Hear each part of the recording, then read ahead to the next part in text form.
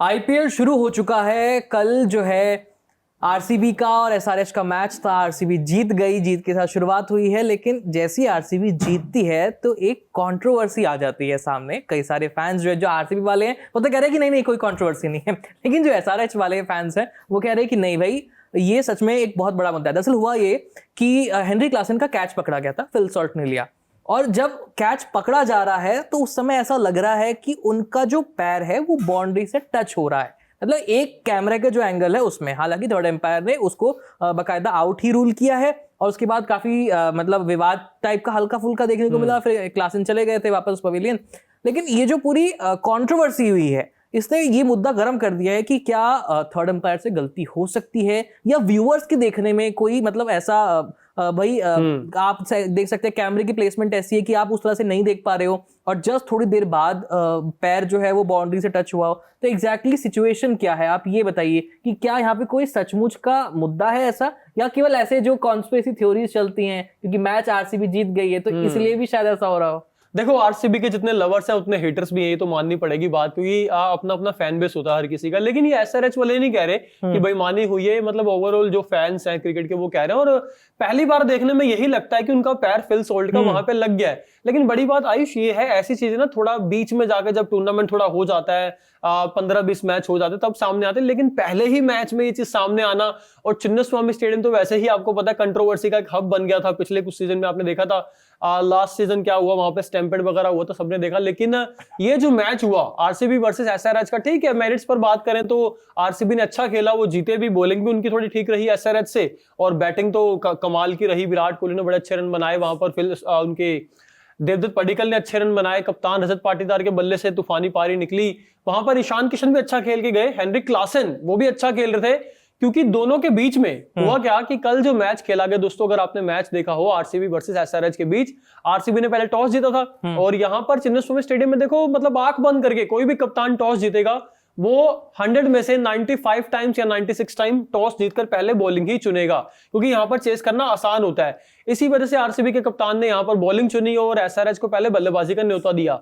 Openers उनके नहीं चल पाए, अभिषेक शर्मा का वहीं से वो टी20 वर्ल्ड कप वाला जो सिलसिला था वो यहीं शुरू हो गया है। ट्रेविस हेड भी नहीं कर पाए, ईशान किशन अच्छी पारी खेली। ईशान किशन के साथ साथ हेनरी क्लासन दोनों जो है साझेदारी कर रहे थे। 97 रन की साझेदारी हो चुकी थी चौथे विकेट के लिए, लेकिन यहां पर फिर वही बात है, वो आउट हुए, टर्निंग पॉइंट आया, वहां से एसआरएच जो है 220 230 हो सकते थे, इवन 240 तक पहुंच सकते थे, वो नहीं हो पाया क्योंकि हेनरी क्लासन आउट हो गए वहां से। फिर उसके बाद ईशान किशन भी आउट हो गए, फिर एसआरएच की पारी जो है लड़खड़ा गई। लेकिन टर्निंग पॉइंट जो था वो हेनरी क्लासन का कैच था, क्योंकि जिस तरीके से शॉट मारा था हेनरी क्लासन ने रोमारियो शेफर्ड की गेंद पर, 14वें ओवर की पहली बॉल थी ये, और वो गेंद मुझे लगता है सीधा बाउंड्री पर जा रही थी। वो तो फिल सॉल्ट बीच में आ गया, लेकिन पहली बार में अगर हाईलाइट हम देख रहे थे तो देखने में यही लगता है, इवन मैं भी देख रहा था मैच तो मैंने देखा कि यार ये तो कैच नहीं था, उनका पैर लग चुका था। क्योंकि जब वो पलटी मारी उन्होंने बॉल पकड़ के, उनका जो लेफ्ट पैर आई थिंक था, लेफ्ट फुट जो था वो बाउंड्री रोप पर लग चुका था, और ज्यादातर लोगों को यही लग रहा है। हालांकि दो धड़ों में बटे हुए नजर आ रहे हैं, एक्सपर्ट्स भी,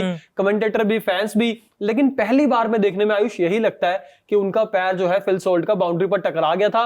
और ये चीज हेनरी क्लासन ने भी हाईलाइट में ऊपर देखी, इसी वजह से वो बड़े फ्रस्ट्रेट थे, और अंपायर से जाके उन्होंने अपनी असहमति भी जताई, नाराजगी जताई। जिसके बाद जाते जाते जब वो बाउंड्री के बाहर पहुंचे तो दो थर्ड अंपायर या फिर मैच रेफरी थे, उन्होंने कहा कि नहीं इसको थर्ड अंपायर के पास जाना चाहिए। फिर थर्ड अंपायर ने देखा, 2-3 रिप्ले देखे गए, काफी एंगल से देखा गया, लेकिन एट द एंड फैसला यही लिया गया क्योंकि कोई ऐसा सबूत नहीं था कि उनको नोट आउट करार दिया जाए, मतलब पूरा साफ। पर देखो आयुष, अगर आपने भी वीडियो देखा होगा, ये क्योंकि हमें जो सामने वाला जो एंगल है कैमरे का, जब वो ऐसे कैच पकड़ रहे हैं, जब पलटी मारते हैं और उसके बाद जो है जस्ट उनका पैर जो है टच होता है, तो ऐसा नहीं है कि क्या पता, अगर मतलब जिस हिसाब से थर्ड एम्पायर ने रूल आउट किया हो कि कैच पहले पकड़ लिया बाद में पैर टच हुआ, मतलब एक जो फ्रैक्शन ऑफ सेकंड होता है, मिली सेकंड्स होती हैं। नहीं ऐसा नहीं होता ना, कैच पकड़ लिया बाद में पैर टच हुआ, बॉल तो आपके हाथ में ही है ना। जब तक बॉल हाथ में तब तक आपका पैर टच ही नहीं होना चाहिए, या तो आप बॉल को फेंक के फिर आगे, मतलब टच तो होना ही नहीं चाहिए ना पैर। अगर बॉल पकड़ लिया आपने फिर आपका पैर टच हुआ है तो वो नोट आउट ही है। और यहाँ पर आपने देखा कुछ कमेंटेटर भी कह रहे हैं, रवि शास्त्री ने कहा, एरन फिंच ने कहा, आई थिंक यहाँ पर इरफान पठान वगैरह ने भी, काफी जो हिंदी कमेंटेटर उन्होंने भी बातें रखी यहाँ पर, और कुछ लोगों ने इसको नोट आउट बताया, कुछ लोगों ने कहा कि नोट आउट है, लेकिन कुछ लोग कह रहे थे आउट है। अब यहाँ पर देखो, मतलब चर्चा का विषय तो बन ही गया, कंट्रोवर्सी छिड़ गई है क्योंकि पहले ही मैच में ऐसा हो जाए। और बात ये नहीं है, बात ये है कि कौन सा बल्लेबाज आउट हो रहा है, किस मौके पर आउट हो रहा है, उसकी टाइमिंग क्या है। एग्जैक्टली क्योंकि वो जब टीम को लेकर के चल रहे हैं और उस दौरान अगर आप उनका विकेट उड़ा दो बिल्कुल, तो फिर मतलब कहीं ना कहीं गुस्सा तो आता ही है हर खिलाड़ी गुस्सा को। भी आता है। और जहां हम लोग, क्योंकि कल के लाइव में हम लोगों ने टारगेट दिया था कि 250 जा सकता है, 260 जा सकता है, चला जाता अगर वो आउट ना होते वहां पर। बिल्कुल।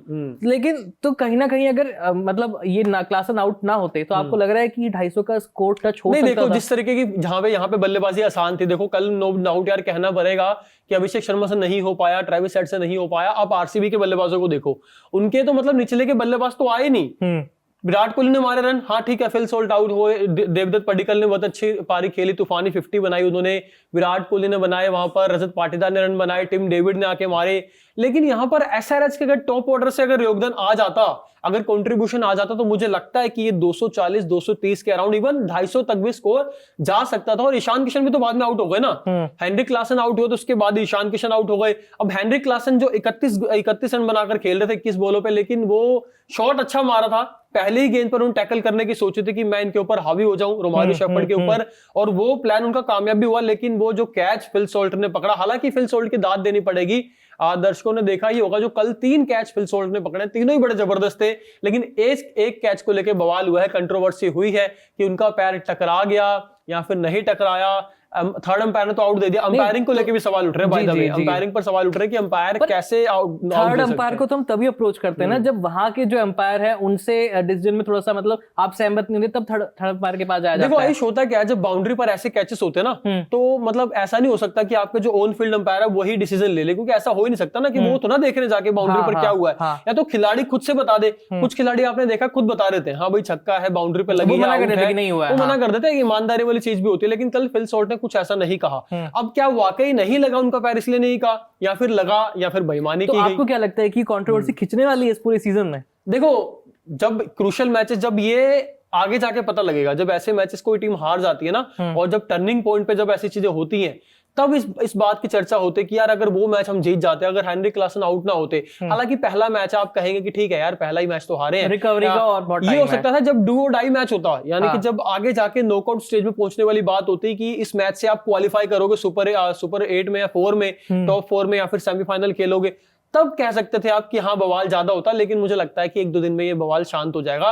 बट ये है कि चर्चा का विषय बन गया है और फैंस को जो है बात करने का एक मुद्दा मिल गया है, और आरसीबी के फैंस और एसआरएच के फैंस और बाकी जो फैंस है क्रिकेट के और बाकी टीमों के, मुद्दा तो खड़ा हुआ है और बातें हो रही है इसको लेके कि भाई बेईमानी की गई है, आरसीबी ने बेईमानी के साथ ये मैच जीता है। लेकिन हमें तो अपने दर्शकों पर छोड़ देना चाहिए कि उनको क्या लगता है। बाकी दर्शकों की अपनी राय है कि वो इस पूरी कंट्रोवर्सी कैसे देखते हैं। क्या आप इसके फेयर में कहते हैं कि भाई क्या वाकई उनके साथ बेईमानी हुई, एसआरएच को एक मौका मिल सकता था अपना स्कोर हाई करने का, या फिर जो थर्ड अंपायर की रूलिंग है वो एकदम सही है और जो उन्होंने कहा है वो सही। बाकी कमेंट सेक्शन आपके राय के लिए खुला है। बाकी इसके अलावा जो अभी आज का जो मैच होने वाला है केकेआर वाला, उसमें भी हम बैठने वाले लाइव में, तो आप लाइव में भी हमारे साथ जुड़िए, आपके लिए कमेंट सेक्शन खुला हुआ है। आप जो कमेंट करेंगे, अपने जो फैंस हैं, आप अपनी टीम के लिए, अपने प्लेयर्स के लिए, उसको बकायदा हम इंटरेक्ट करने वाले हैं, आपकी कमेंट्स को पढ़ने वाले हैं।